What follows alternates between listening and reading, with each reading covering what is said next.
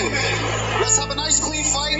Good luck to the both of you. I broke my back. What do you mean by that? You broke back is broken. Right hand staggers. Taylor's in trouble. Front, target on. Taylor, he's ready to go. My style is impetuous. My defense is impregnable. And I'm just ferocious. I want your heart. I want to eat his children. He will be mine in round 9. And if he makes me sore, I'll cut it to 4. Thank you very much. And if that don't do, we'll get him in 2. If he run, we'll get him in 1. Hello and welcome to another episode of the V2 Boxing Podcast. As always, I'm your host, I'm Paul. Joining me tonight is Damien. Good evening, pal. How are you? You alright? I'm not too bad, Paul. How are you doing yourself? Yeah, not too bad, mate. Not too bad at all. Good stuff. Exciting news, though, for us over at V2 Boxing. We launched our YouTube channel today. On there at the moment is last week's podcast. This week's will go up, and probably tomorrow I'll get a chance to do it because it's a bit fiddly. And then there's my brand new V2 Boxing news segments on there as well, and I have to say it looks absolutely fantastic. Agreed. The BBC couldn't do a better job than what we've done. But in all serious note, do check it out and, spread the word that we've now got a YouTube channel out. We'll be trying to put some interviews and stuff on there.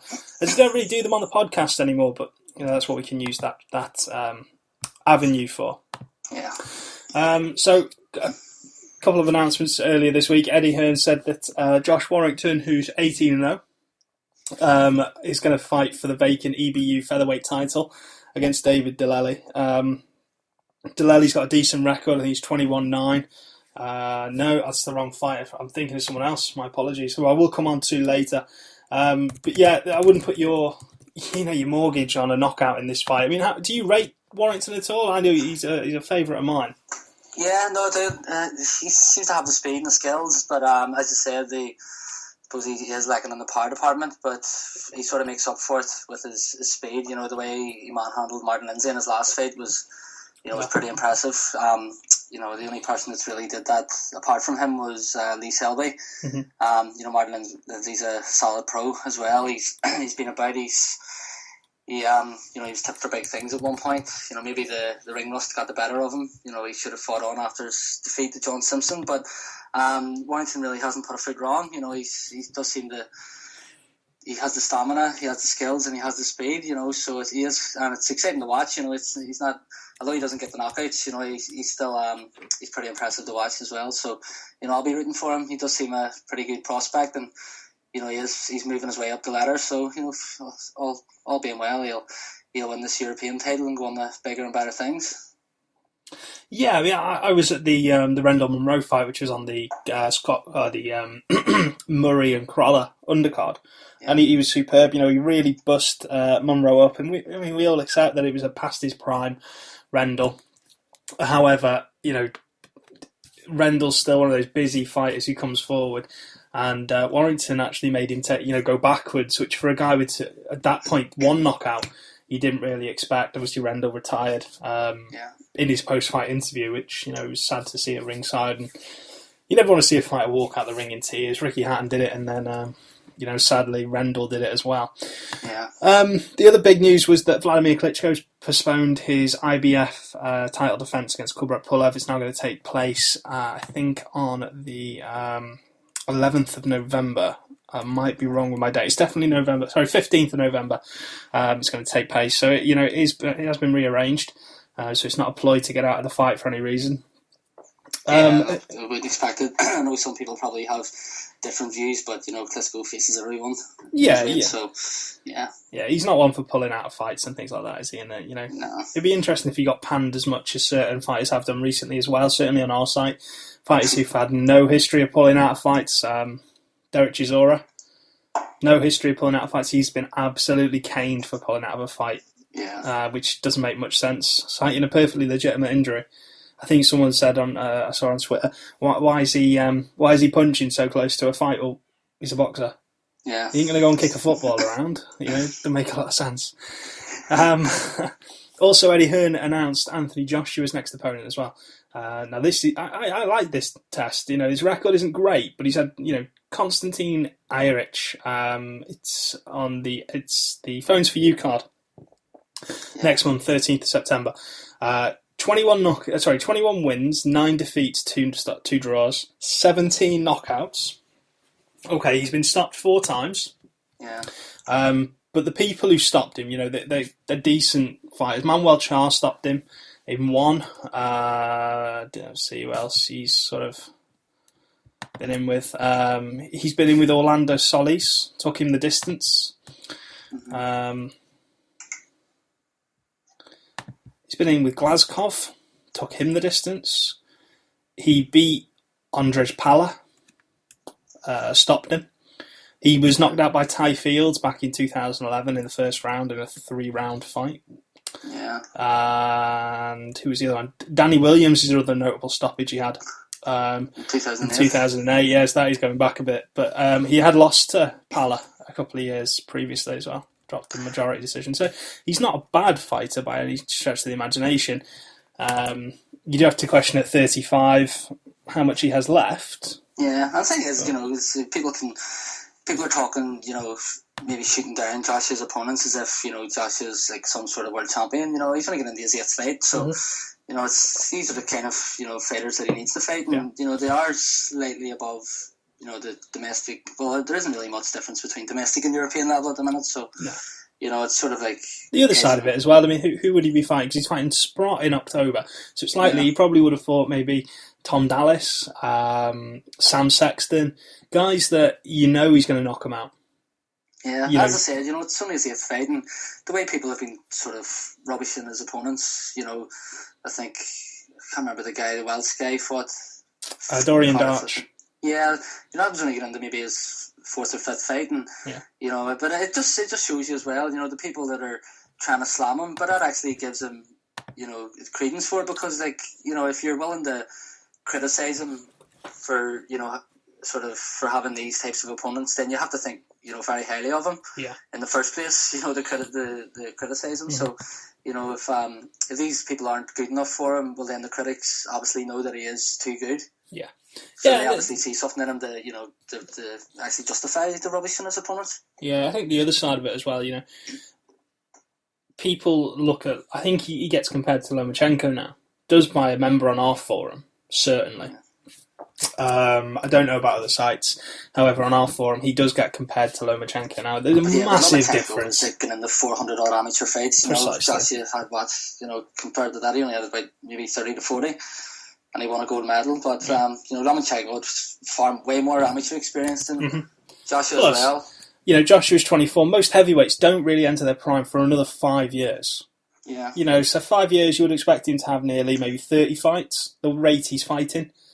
Give or take for injuries, he'll be a world champion before he's 30. Yeah, absolutely. No doubts at all. If this is what Aaron wants to do, it's just because people can't just use the gold medal as an excuse. The heavyweight division, you have to be careful with it, because if he does make it to the top, it's probably one of the biggest, it's the biggest prize in sport, people call it. So he has to tread lightly, because as David Price found out that if you go rushing in, they'll just come crashing down around you.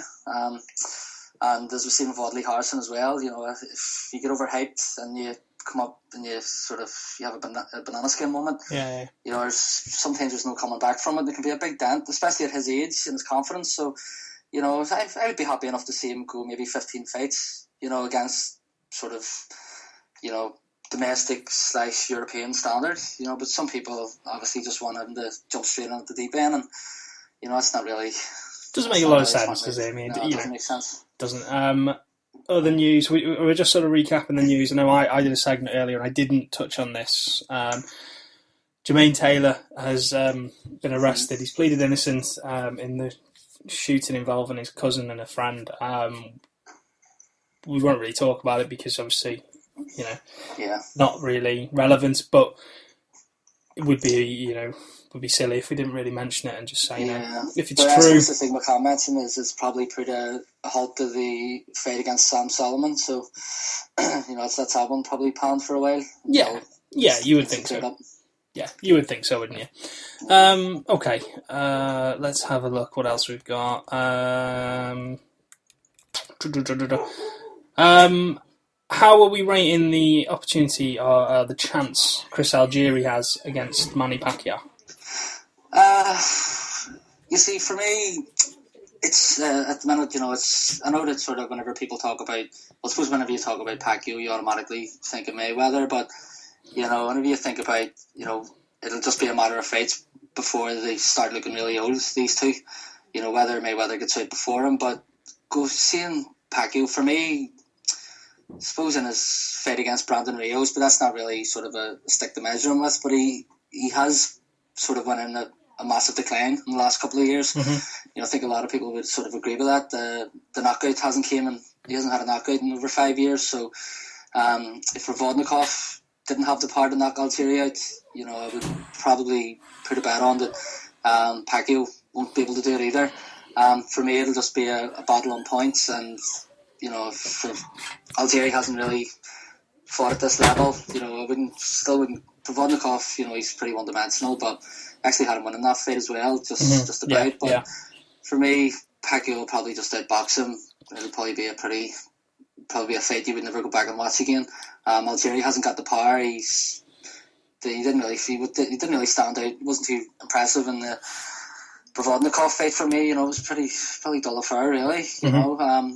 He'll try and outbox Pacquiao, but Pacquiao's probably still got the speed advantage over him. So, there'll probably be a points win for Pacquiao, but it's nothing really that gets the blood boiling.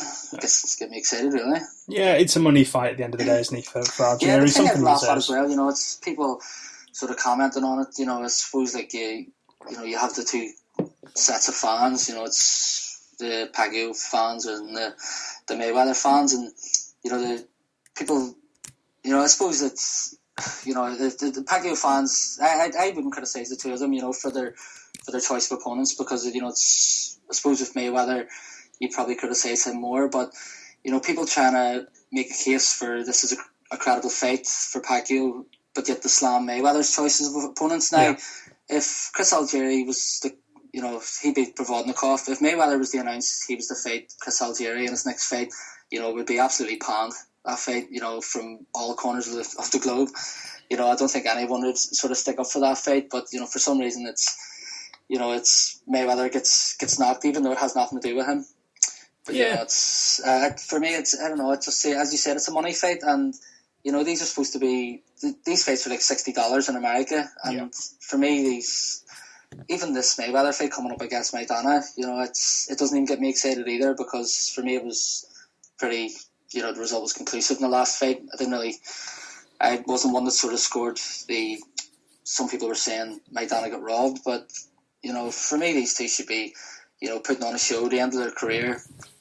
But I suppose his promoters getting in the way. You've Bob Arum, who just seems to have about maybe 4 fighters within that weight division who are constantly rematching each other. But, there's a whole different, kettle of fish out there with Thurman, and, it just seems to be, just a tiny group, Pacquiao and Mayweather are willing to fight, and then you have all these ones that are probably never going to get a look in, which are the fights that we all want to see. So, for me, Mayweather's next fight and Pacquiao's next fight are ones that I'll probably the only times that I'll not stay up to watch them. Yeah, I've not stayed up for either of them. Probably the last time I stayed up for Pacquiao was Marquez 4. Yeah. Because I think everybody thought it would be a bit of a... I know going into the fight, I remember that I thought it would be a bit of a one-sided fight. I didn't think Marquez still had it in him to fight at the level he did, or have that punch that he did. I knew he had to knock him out. I didn't think he'd be able to knock him out to beat him. Yeah, I was actually thinking that Marquez may get the nod on it, but no way did I see the knockout coming. And I think Pacquiao's last fight against... I think it was Timothy Bradley, was it? Yeah. Yeah, I did stay up to watch that one because for me, I thought Bradley was going to win it, but Pacquiao got the nod in the end, deservedly. But I think going forward, unless these two really stand up to sort of a real contender, Chris Algieri, it's fair play to him. He got the win against Vodnikov. He was the underdog. It was unexpected, and it was a bit controversial, the decisions. Some people had it for Vodnikov like himself, but there was just nothing there that really, for me, can really put him up there with the Mayweathers or Pacquiao. So and plus they're making Algieri go up in weight as well. People say, but he just won a world title. I know that, but Pacquiao's not fighting him for that belt. Yeah. You know, he's going to be a complete different weight class. And £7 is a lot at that weight. I know it sounds stupid, but £7 is a lot. Because from what I understand, Chris Algieri doesn't walk around higher than 147, so he's still got to make weight. Yeah. Plus, I think he has a video online. It's like he does sort of tips, boxing tips and strategies and things like that. And he has a video on there of how to beat a southpaw, and sort of without going into it, people can just go on to it and search for it. But the tactics he has to beat a southpaw just aren't the tactics to beat Manny Pacquiao. I'm sorry, but people can watch it and have their own decision on it. So yeah, I think the tactics to beat Manny Pacquiao are put a sledgehammer in your glove and make sure it hits him on the chin. A certain Mexican did that. Yeah, else hire a certain nutritionist. Yeah. Let's have a quick look at what else has gone on in the news then. So you mentioned Floyd Mayweather then. Leonard Ellaby's come out and said Chino's talking a lot of trash and Floyd wants to knock him out.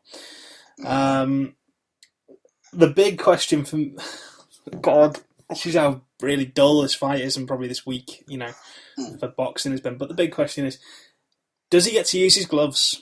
He does. Well, apparently, I've read on Twitter that he has announced that he is allowed to use his own gloves. But again, there's been people with heavy hands that fought Mayweather before, and you have to actually catch him clean. That punch Shane Mosley caught him. It was perfectly square on the chin, and apart from a quick bubble twice in the one round, I think Mayweather shouldn't have a problem with him. Yeah. Even if he came in barehanded. It'd be interesting, wouldn't it? I mean, what the part of the problem was that there was no padding on the knuckles, wasn't there? Which seems surprising that a company like Everlast would make gloves that do that, because they were approved, but I think that Mayweather had his own gloves that he wanted them to wear. And I've also heard as well, I'm not too sure if you've heard this, but the light middleweight title is going to be on the line too. Yes, I have heard that. It's both of them. So are they making him move up? Is this going to be a catchweight or? No, it's going to be 147, but they've asked the WBC to put both belts on the line. Yeah, that's just ridiculous as well now, because you have contenders in light middle who are sort of working their whole careers to get to a certain point to fight for that belt, and it's just being it's just I completely agree with you. Completely agree.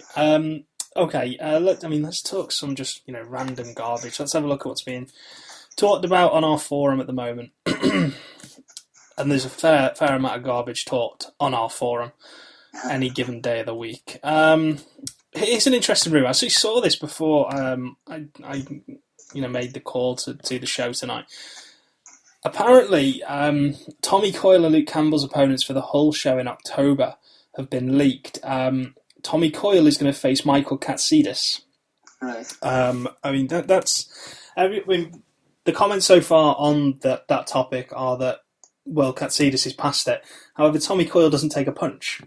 Yeah. And the last, it's cliche and all that, but, excuse me, the last thing to actually go tends to be the punch. The reactions will go, the speed, the foot movement, blah, blah, blah. But the punch tends to stay. You probably bet Mike Tyson could knock out Vladimir Klitschko at the moment. And Tyson hasn't boxed for how many years? Yeah. It's a dangerous task for Tommy Coyle. Do you agree with that? Or do you think, like in Reals, that actually he's a bit past it? It's definitely a test. Coyle, he hasn't been. He's only getting his feet on the ladder of, sort of like European level, world class. He's moving his way up slowly, and Katsidis is still a good fight. You can't deny it. He brings pressure. He still has the stamina. He's a hard fighter to stop. As you said, he's still got the power. So, Coyle, he does have his vulnerabilities, and if he's trapped up against the ropes and Katsidis just lets go on him, Coyle's not exactly the easiest to find either. So, I know some people just rubbish it and say, as you said, that Katsidis has passed it. But, as we found out, was it Coyle's last fight or the fight before that against last fight, wasn't it? He was on the floor against probably a guy who would being a competitive fight. Look at Katsidis as well. So styles make fights, and as I said, it just takes. Sorry, it wasn't his last fight. It was the fight before. He had to step down. Yeah, there was a couple of knockdowns. Actually, cracking fight actually. Yeah, this was Coyle was down 4 times, wasn't he? Once in the second, twice in the 6th, once in the 11th. And that had Brazula. Brazula was down 4 times, once in the 8th, twice in the 11th, once in the 12th, and it was stopped in the 12th, despite Brazula being up and ready to continue, shall we say. Interestingly, Michael Katsidis, just, a quick... He's come back... he had 2 fights this year. Yeah, he's had 2 fights this year since he lost back-to-back fights in 2011, 2012. He beat Eddie Camaro. Again, not really an overwhelming opponent, but he stopped him in 3, and then he had a unanimous decision against Graham Earl in a fight that Graham Earl failed to make weight in. Yeah. But interestingly... He is the interestingly that he is the WBU lightweight champion, welterweight champion. Sorry, Katsidis. So is there a potential there if he does fight Tommy Coyle to put that belt on the line? Maybe. I don't think they will. I think that the likes of Sky probably. I don't think they really want to associate themselves with quite a unknown entity, with like WBU, WBF. I think they'll maybe just put them belts to the side and just concentrate on the rankings on the other 4 main bodies. Yeah, it's a shame because I can't think of his name. I'm really sorry. The MC for Sky, John McDonald. Yeah, he works quite closely, doesn't he, with the WBU? I think he's one of the founding members, I believe. And when you actually listen to what he says about the WBU and how they do their rankings, it's better than the others because it's computerized. Yeah. So rankings-wise, they've got it right. They're just not a fashionable. They're not. Ricky Hatton had the chance to make it fashionable, didn't he? And it didn't work. I think it's just the fact that if Tommy Coyle was to win it, you couldn't in a million years call him a world champion. So I think they'll probably just try and stay away from that. Like, even like it's Scott Quigg at the minute, he's got that WBA belt, and people refuse to call him a world champion. So what way would Tommy Coyle be described if he was to win that belt? I actually remember Darry Matthews won the WBF belt. He called himself a world champion, and he was sort of laughed.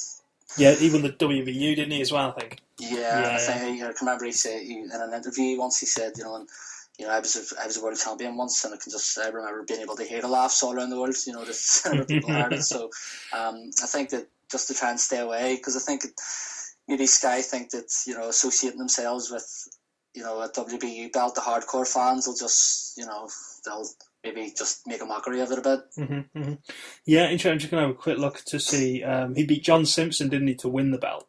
Yeah. No, he didn't. Sorry, he beat Stephen Foster. Then he defended against John Simpson, Matthew Marsh, but he did lose it against Choi Tisparev. Can't pronounce that guy's name. He's actually the guy that lost to John Simpson in May last year. For the vacant WBC. Anyway, the other fight that that apparently has been leaked is Luke Campbell. Luke Campbell could be facing Daniel Brazula. Now that is a hell of a fight for a kid who's only had 7 fights. Will have had 8 by the time they get to Hull. However, he is 26 and needs to start getting a move on. Well, that's one that sort of does get the blood flowing a bit. It's the Brazilia's fight against Tommy Coyle. It just takes you just to go back and watch it again. It actually is one I am going to go back and watch again. I forgot about that one. And for Luke Campbell in his last fight there, he went was it 6 rounds? He went the full 6, didn't he? And maybe it was because of the his troubles with his dad and stuff. But just if he takes his eye off the ball against this guy, it could be curtains for him. And especially the way he's been hyped with Sky. Eddie Hearn calling him the British Oscar De La Hoya. It's a bold move if it's true. But I think fair play to him if he takes this one on and gets through it. It'll be nice to see if it was just a case of Coyle, making it too difficult for himself whenever he fought him. If Campbell can do an easy job on him, then it could be a fight between him and Coyle down the lane. Could be one maybe again just to get people excited. Yeah, I mean it is a big step up. You look at Coyle's opponents in the last Well, he's only been pro just over a year, hasn't he? You got Andy Harris 2-5, Neil Hepper 5-2, Lee Connolly 2-5, Chuck Jones 4-12-2, Scott Moises 8-1, Craig Woodruff 5-3, and his last opponent in last month, Steve Trumbull 13-30. So if he jumps from that to that, then that is a huge step up, and one that could really scupper any plans of him being, the next Oscar or the next whoever you want him to be. Maybe just let him be Luke Campbell. Don't let him be. I think it's for this guy, because I know that with Luke Campbell, you can see that he does have the talent that is there. But unlike Anthony Joshua, he has the amateur career to go with it. But I suppose they do need to.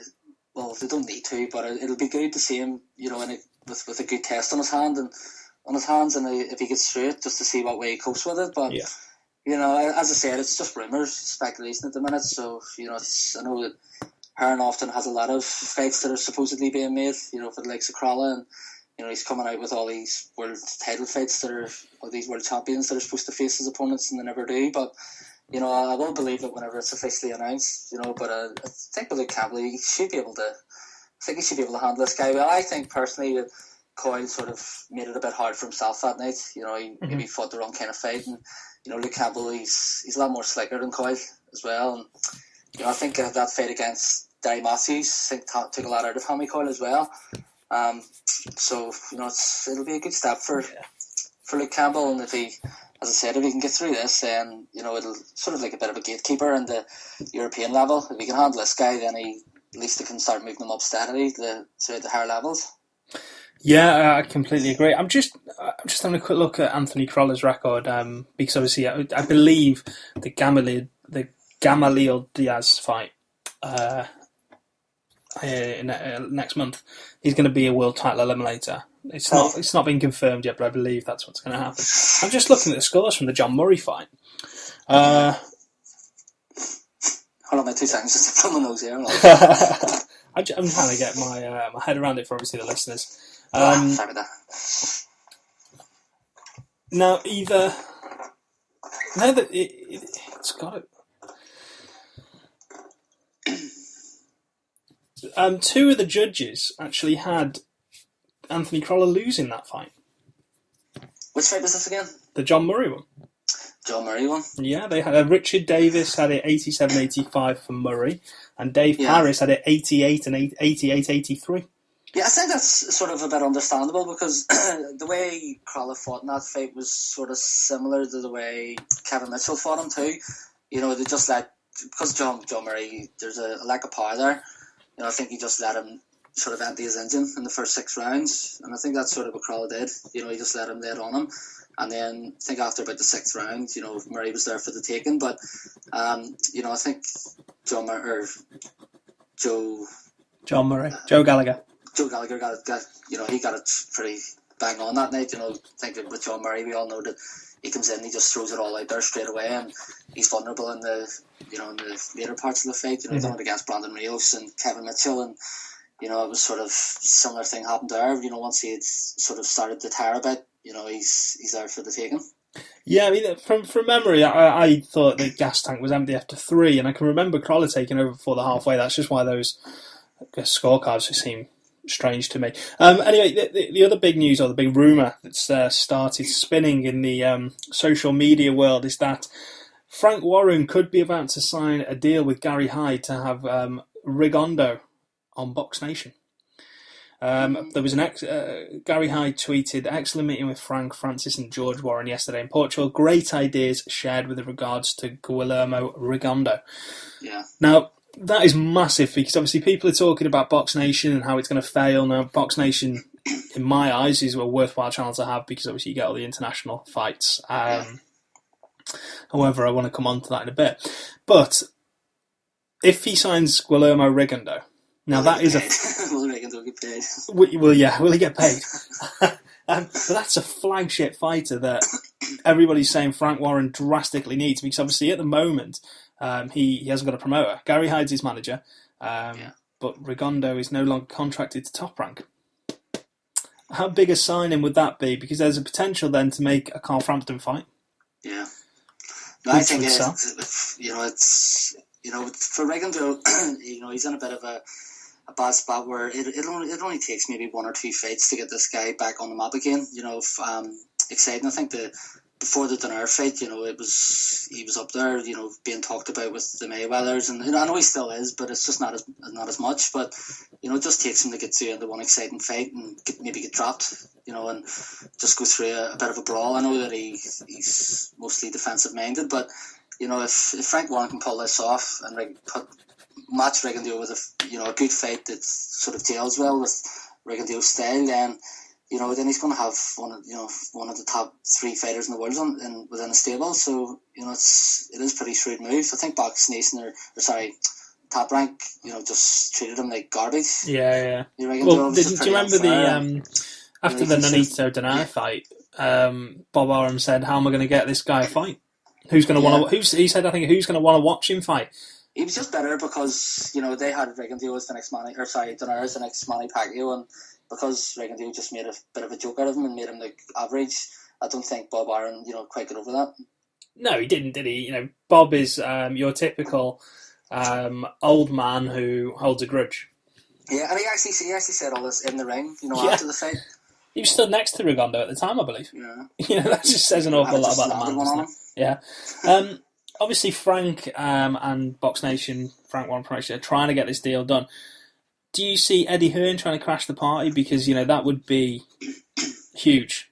No chance. I think Eddie Hearn's going to stay as far away as he can from Rigondeaux. I've seen interviews with him. I actually seen one. I was talking to a guy, Anthony Fowler, on Twitter, and he posted a video of Eddie Hearn being interviewed, and they mentioned Kiko Katsidis. He was laying the questions on Eddie Hearn, quite hard, and he brought up Rigondeaux, and Eddie Hearn's the way he was talking about Rigondeaux, you're just like, he mentioned him as a opponent for Scott Quigg, and just even turning around and saying, like Rigondeaux, he's number 1 in the division, by a country mile, and he's sort of saying, well, why do we have to fight him? Unless someone delivers a big bag of cash to us, we don't have to fight him. It's whenever boxers go into their business. I know it's mostly for cash, but they go in to try and become the best that they can be, and they just slam a fight and shut it down like that.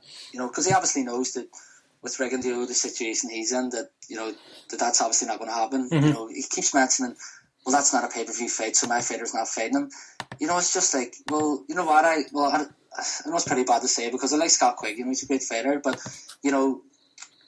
for any promoter, when they start talking like that, I just hope, I hope your fighter just has an off night against someone really turd, a real banana skin night, and, it just blows up in your face, and, but obviously, touch wood, it doesn't happen to Scott Quigg. I would just prefer to see him, fight the best. But, I just see with Scott Quigg at the minute, he seems to be going through the kind of, treatment that, he's getting these opponents like Nathan Cleverly was getting after he got his belt, quote unquote. So, if this could all come back to backfire on him, it's just, I think Hearn just, Hearn's normally pretty articulate with his words, and he can normally get around these kind of questions, but they come out with that kind of rubbish that, we don't have to fight Rigondeaux, and we're not going to fight him because it's not pay-per-view, and why should we? Yeah, well, here's another fighter that's doing similar to it, trying to avoid fights and look for the biggest payday. Julio Chavez Jr. turned down the opportunity to fight Anthony Durrell. Now, bizarrely, he was made WBC mandatory at super middleweight. He's only ever had one fight in the division. The statement read, the WBC confirms that Julio Cesar Chavez Jr. is a mandatory contender of the division. However, the WBC has been officially notified that Julio will not exercise his mandatory status. So Anthony Durrell has been approved to make a voluntary defence of the title. The WBC board will address the mandatory situation immediately. Now, forgive me if I'm wrong. Before that fight happened, George Groves was in line, I believe. Yeah, the fight Sakio Bega, the winner between him and Sakio Bega. Yeah. I don't actually know what's happening with George Groves because he seems to be, mandatory for all these. They seem to be talking about all these different fights for him, and Yeah, I don't know. Maybe they're going to hold out for the winner of Smith and Abraham. Now that the Sauerland brothers have him. Well, that's actually the path I thought they were going to go in the first place, rather than the WBC. Mm-hmm.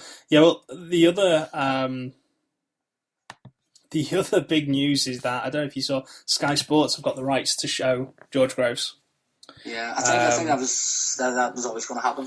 After the pay-per-view success with Sauerland officially, I believe, have a deal with Box Nation because they tend to show the Klitschko fights, and David Price is on there as well. So I just wonder whether, like you say, they're going to go down the Smith route, because Sky must be banking on that. If they are going down that route, and that's the reason Sky have signed it up, is because of that. But I think also the reason Sky have signed this fight up, there are 2 or 3 matchroom fighters on the undercard. Yeah, I think even with I suppose you had some of the Sauerland brothers have fought matchroom fighters before as well, so I think maybe they sort of have some sort of deal in place. Maybe whenever before the Sauerland brothers signed up Groves, maybe that was already worked out, that it's probably already been in the pipeline before. Maybe. I mean, looking at they're all TBAs apart from George Groves against Christopher Rabrasi. Cal Yafai, Martin Ward, Luke Watkins, Luke Campbell, and Gamal Yafai are the undercard. It's a matchroom show at the end of the day, isn't it? That's what it is. Interestingly, on the same night, Frank Warren's got a card on at York Hall, Bethnal Green. So 2 big cards in London domestically. His card is missing, really, that type of fight, the one that is at Wembley. Because otherwise, I think Frank Warren's just missing that type of fighter, isn't he? Well, yeah, but you could. The card that Warren's got is a domestic card, but if you put that underneath a George Groves fight, it's a decent enough undercard. You got Bradley Skeet, Frank Buglioni, Gary Cochran, Tom Baker, and then you got a couple of debutants: Lewis Adolph, Kurt Garvey, or young upcoming fighters. Georgie Keen's fighting, and Romeo Romaro. I never pronounce his name. So again, that's not a bad undercard or a domestic card, whichever way you look at it. But the thing is, for that card that Frank Warren's putting on, it's probably £60 a ticket. Yeah, it's £30 a ticket to go and watch George Groves. I know where I know where I'd be going. Interestingly, Ricky Hatton's got a card on the same night. Kid Galahad, Hennessy, has got a card on the same night as well. Kid Galahad, Adam Etches on it, Isaac Lowe. So there's a decent enough card there that'll be on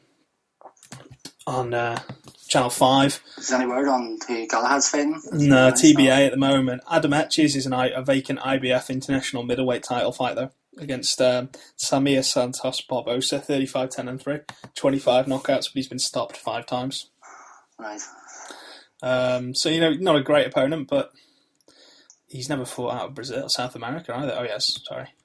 Yeah, he lost. Yeah, well, I think at the end of the day, these guys need to get out anyway, even though sort of there's not the big fighter on the Warren card, that sort of justifies, well, not even that's the wrong sort of language to use, really, but, these guys need to be fighting anyway, so we shouldn't really be comparing them, against each other. I think, apart from George Groves, there was just that success in the, with the French pay-per-views and things like that, just makes the matchroom card a bit bigger. Yeah, I completely agree with you. Just going to quickly have a scan through to see what else is on there, but I don't think there is an awful lot else. I mean, this Mayweather 50 Cent thing is complete bollocks, isn't it, really? What about Jay-Z starting to... He's becoming a promoter now as well. Jay-Z, yeah. He outbid... Was it Golden Boy and Top Rank as well? I just seen that he was starting promoting. I didn't see anything more than that. I read something about it. He won the purse bids for Hopkins and Kovalev. Did he? Right enough, yeah? Yeah. He... let's have a quick look. I don't know if there'll be any adverts, so I apologise in advance if there are. Let's have a look. It was Golden Boy and Main Events that were trying to obviously get it, but Jay-Z won the rights to it. Rock Nation. Let's just hope he's a bit more successful than the way 50 Cent took Gamboa's career. So You know, because once Gamboa signed 50 Cent, he seemed to sort of just spiral downwards. Yeah, that was embarrassing. It really was. I'm just going to find out. Would you? No. I'm just going to see if I can find out just to see how much he paid, but I don't know if I'll be able to find out. What about Quig's next opponent as well? Touch on that one. I mean, it's a stand-in, isn't it? Because obviously the original opponent has again pulled out with injury. That happened in the last fight as well? Yeah, it did. A bit closer to the fight at that time. It was like the week, I think, of the fight. It's a difficult one. Yes, he's overmatched, but he is a world title challenger at the weight below. He was stopped in 9 against Shinshiki Yamanaka. So, he's rolled down a bantamweight as well. Yeah, I mean, And Jamoy was down 3 times against Yamanaka, and he was beating the fight before that as well against Karim. Yeah, I don't know how we got a world title fight after he lost that fight. But, it'll be interesting, won't it, to say the least, to see how Quigg deals with him, because you got to think that Quigg is, getting a bit frustrated. Yeah.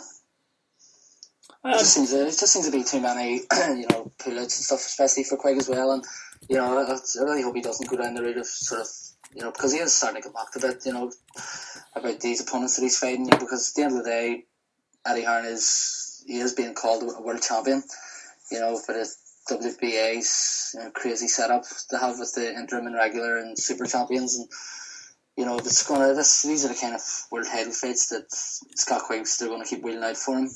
He hasn't really been in against a world class opponent yet. He is being paraded as a world champion. So I actually think that Hearn should have actually swooped in for the Martinez fight, put the money down for it before McGuigan got there. Yeah.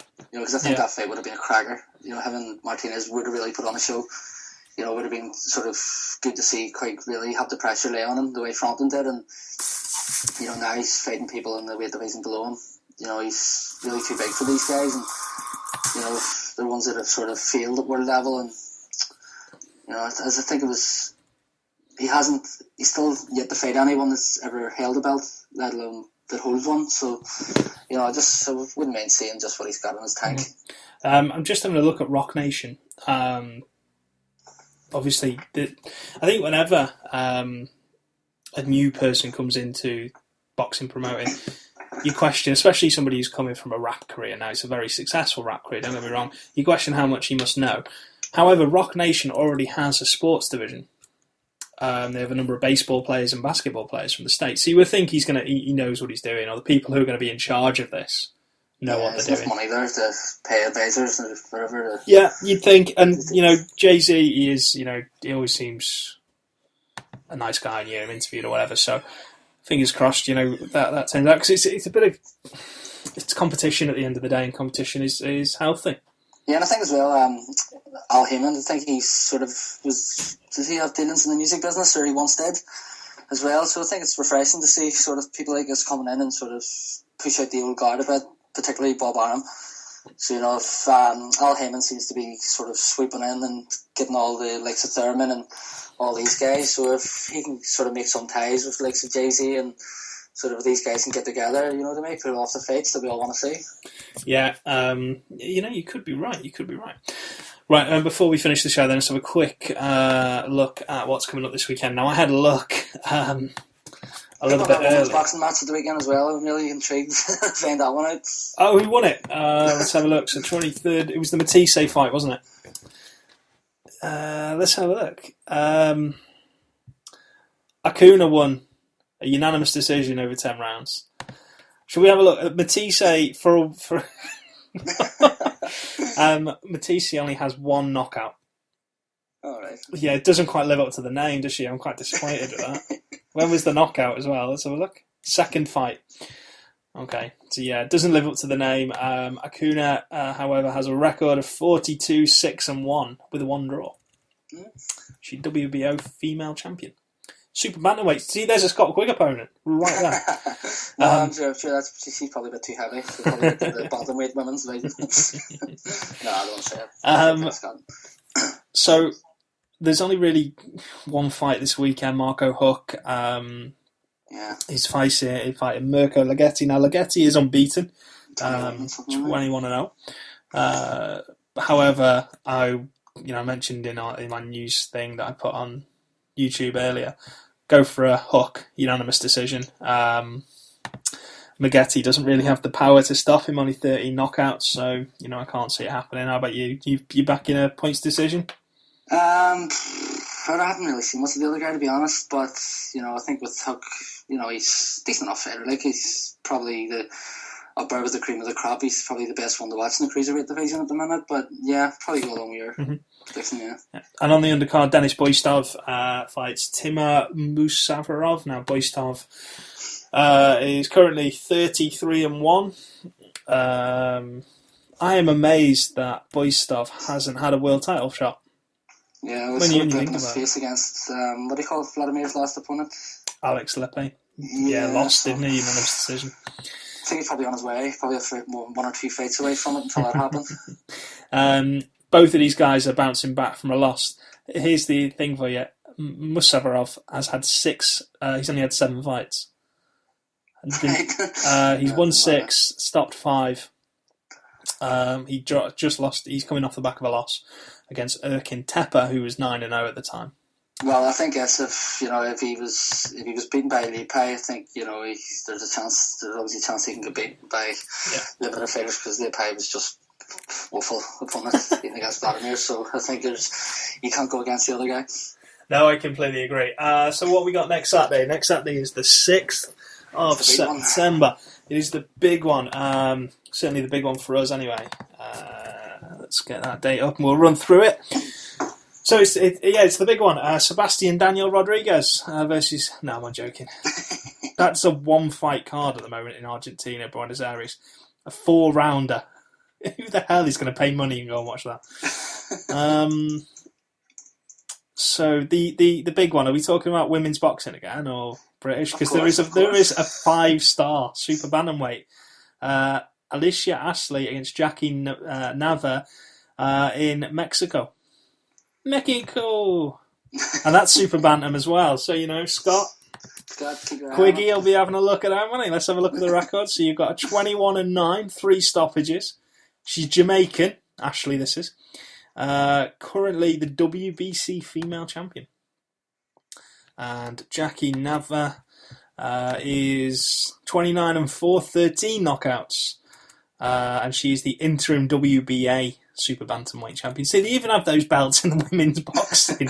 Women can't even escape them, can they? God. Right, let's have a look. Yeah, it's the big one. Titanic Quarter in Belfast, Northern Ireland. Hopefully, all being well. They've actually started building the stadium, so they have just in the last day or two. So keep an eye on the Twitter. Damien might get down there and get a couple of pictures for us. It's only a small card, but then the main event easily makes up for it. Kiko Martinez against Carl Frampton. It is the IBF super bantamweight title on the line in that fight, and I think we're all back in Frampton. A rematch from, I think it was 2012 they fought. Yeah. It was 2012 that Frampton stopped him in. Hell of a stoppage, that one as well, really. Yeah, it was. Really too as well.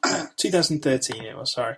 I think sort of, speaking of that, it's the closer the fight gets, the more I'm just getting a bit jittery, to sort of... Well, you don't know nerves will play, do you, on the night? That's the thing. Frampton's not been in a world title fight before. Yeah, I think, I think a lot of people just, maybe get sort of blindsided by that knockout, because in the build-up before that, those 8, I think it was in the 9th round that fight ended, but the 8 rounds before it were really nip and tuck. Mm-hmm. I know Frampton was starting to, claw his way into it, but, he was really finding it tough too, and, I just think, it could be one of these fights, as we talk about, I mentioned just the banana skin again. I think it's definitely not nailed on, this fight. Kiko, he done well to go ahead and win the world title, and he fought Jeffrey Malabula, I think, after it, and then he went over to Japan. Yeah, he's travelled. It's all been knockouts since, so he says that he's a different fighter now since the Frampton fight, and I think it's going to be intriguing while it lasts. I think there will be a knockout, and Frampton showed he can bite down on the gum shield and get through it, but it's for me it still is quite a close fight. It's still are quite evenly matched, and I see a lot of people sort of commenting saying Frampton's going to sort of beat the face of him again and knock him about the ring again. And I just always have to jump in and say, like, what fight are we watching? For me, the guy had about a round in it, maybe 1 or 2 rounds. Frampton was definitely at one point losing that fight, and then he started coming into it the last couple of rounds, and he pulled the knockout out of thin air. But Martinez is no mug. I think he's going to have it all in his hands again. And, it could definitely it's for me. I think it's maybe 60-40 in Frampton's favour. But I still think it's, even enough. Mm-hmm. The undercard then, it's a decent enough undercard. Jamie Conlon against Daryl Basadre, Eamon O'Kane. I'm not even trying to pronounce that guy's name. There's that many vowels in that name. Tapamabalupus or something. Yeah.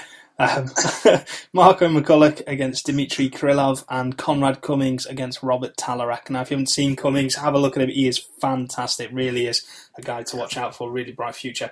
The weekend after then, so we've got the 13th is the weekend after. Let's have a look. What we got? It's a Mayweather, isn't it? No, that is the MEN, Phones for You arena. That's the Anthony Crolla, Diaz, Scott Quigg, John Moy, Anthony Joshua. So, a decent domestic card with a world title fight on it. And then later that night you have got Floyd Mayweather Jr. against Marcus Rene Maidana. Humberto Soto against John Molina. Alfredo Angulo against James De La Rosa. How do you fight that Molina fight? Sorry? The Molina fight, that'll be a good fight. Miguel Vasquez against Mickey Bay, and Leo Santa Cruz against Manuel Roman.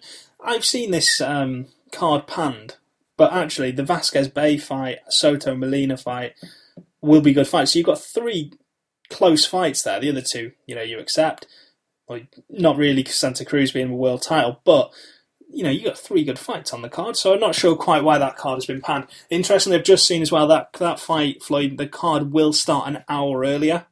No idea why, but they're starting it an hour earlier, so Floyd will be in the ring 2 instead of 3. I think it's normally about 3 o'clock he's in the ring, isn't it? So I don't want to say just when you're talking about it being panned there, I can remember the Lucas Matisse and John Molina card got panned as well when Thurman was fighting Diaz. And we all know how that card turned out in the end. I know the Diaz fight was sort of stopped dead. I think Thurman broke about 4 of his ribs. He didn't realise till he sat down, but the fight was a cracker. The guy stayed up to watch that one, and the Molina and Matisse, he's always that was a great fight too. Really good fight, yeah. Well, that is about it then for the show. The weekend after that is the Groves card, which you touched on earlier. We will, I know that the last 2 weeks we apologise that it's not an awful lot to talk about, but there hasn't been a lot of action to talk about either. Sort of like a break, isn't it? Yeah, there's always this way, So before we go, just check out v2boxing.com, Twitter at v2boxing, Facebook V2Boxing, and our brand new YouTube channel for V2Boxing, just to set out what the YouTube channel is all about. Every week we're going to bring you a small news segment. Basically what we're going to do is cover off the breaking news from that week. So if you check out what I've done this week, you'll be able to have a look at it. We will look at the fights that are coming up as well and just give quick predictions. We'll recap everything on the podcast, obviously. When we do the news section, there's only me and Damien doing it, and we do just sit in front of the computer and do it on our own. I'll do the Frampton sort of rundown, lowdown next week of that fight as well. So you've got the Frampton rundown that'll come next week, plus all the breaking news and things like that, and we'll get it up as soon as we possibly can. Again, we are looking for writers. If you want to write to us, we've got a new email address now. That is set today for the YouTube channel, v2boxing@gmail.com. Please fire us an email over, and I'll be able to sort that out for you. But for this week, it's goodbye from the both of us. Hope you enjoy another boxing free weekend. Goodbye. Goodbye.